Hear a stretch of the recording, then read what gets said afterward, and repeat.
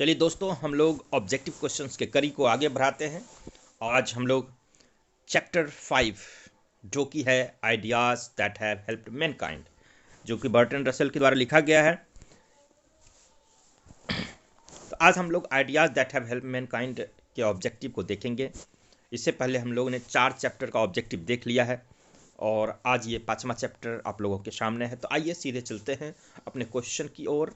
सबसे पहला क्वेश्चन जो आपके स्क्रीन पर नजर आ रहा है, ideas that have help mankind dash दिया हुआ है, आप समझ गए होंगे पूरा नाम। Ideas that have help mankind has been written by, किसके द्वारा लिखा गया। इसी क्वेश्चन को अलग अलग तरीके से भी दिया जा सकता है, जैसे लिखा जा सकता है कि ideas that have help mankind was written by, इस तरह से। तो इसका सही आंसर होगा बर्टन रसेल, जैसा कि अभी मैंने आपको बताया था कि बर्टन रसेल के द्वारा लिखा गया है। तो ideas that have help mankind has been written by Burton Russell. चलिए अगला क्वेश्चन देख लेते हैं दोस्तों। अगला क्वेश्चन है Burton Russell was a dash. Burton Russell क्या थे? ऐसे तो बहुत सारे काम इन्होंने किए हैं, लेकिन यहाँ पर ऑप्शन के अनुसार हम लोगों को आंसर देना है। साइंटिस्ट थे कि ड्रामेटिस्ट थे कि मैथमेटिशियन थे कि डर्मेटोलॉजिस्ट थे? तो इसका सही आंसर होगा कि Burton Russell was a mathematician. चलिए अगला क्वेश्चन देख लेते हैं। अगला क्वेश्चन है civilization has taught us to be more dash. Civilization ने हमें अधिक से अधिक डैश होना सिखाया है, to be more dash, frankly होना सिखाया है, हर्टली होना कि फ्रेंडली होना कि कॉर्डियली होना। तो हमारा आंसर होगा सी, फ्रेंडली होना। Civilization has taught us to be more friendly. अगला क्वेश्चन देख लेते हैं। Our attitude outside our herd is, outside our herd, हमारा जो हर्ड है, हमारा जो समूह है, उससे बाहर हमारा प्रवृत्ति कैसा होता है? हॉस्टाइल होता है, बारबरिक होता है कि मैनियाक होता है कि फ्रेंडली होता है? तो हमारा जो एटीट्यूड होता है आउटसाइड आवर हर्ड, वो होता है हॉस्टाइल, वो होता है शत्रुवत, हॉस्टाइल होता है। चलिए तो इसके बाद अगला क्वेश्चन देख लेते हैं। बर्टन वॉज अवार्डेड, यानी बर्टन रसेल को कौन सा अवार्ड दिया गया था? Pulitzer prize, Nobel prize, Booker prize की नन ऑफ दीज? तो हमारा सही आंसर होगा नोबेल प्राइज। बर्टन रसेल को नोबेल प्राइज दिया गया था इन 1950 में। Burton Russell was awarded Nobel prize in 1950। चलिए अगला क्वेश्चन देख लेते हैं।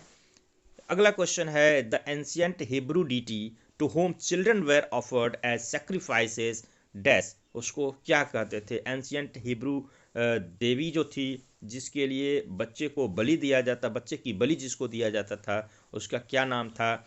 ऑप्शन है मॉलोच, एटलस, फराओ, यम।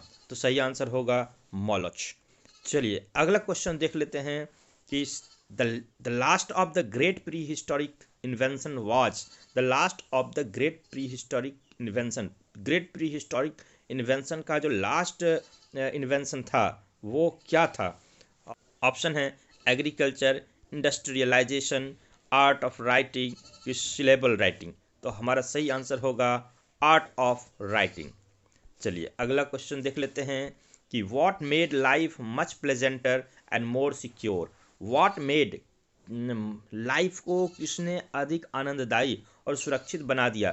तो इसके ऑप्शंस हैं taming of domestic animals, invention of fire, invention of agriculture कि नन ऑफ द अबव? तो सही आंसर होगा टेमिंग ऑफ डोमेस्टिक एनिमल्स।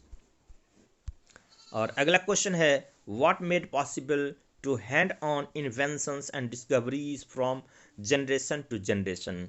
ये मतलब कौन सी चीज़ ने इन्वेंशन और डिस्कवरी को एक पीढ़ी से दूसरे पीढ़ी तक पहुंचाने में या पहुंचाना संभव बनाए? एक पीढ़ी से दूसरे पीढ़ी तक डिस्कवरीज और इन्वेंशन को पहुंचाना किसने संभव बनाया? तो इसका ऑप्शन देख लेते हैं invention of fire, invention of agriculture की इन्वेंशन ऑफ लैंग्वेज की नन ऑफ दीज? तो हमारा सही आंसर होगा इन्वेंशन ऑफ लैंग्वेज। भाषा के आविष्कार से ही ये संभव हुआ कि हम आविष्कार डिस्कवरी जो करते थे उसको पीढ़ी दर पीढ़ी आगे बढ़ाएं।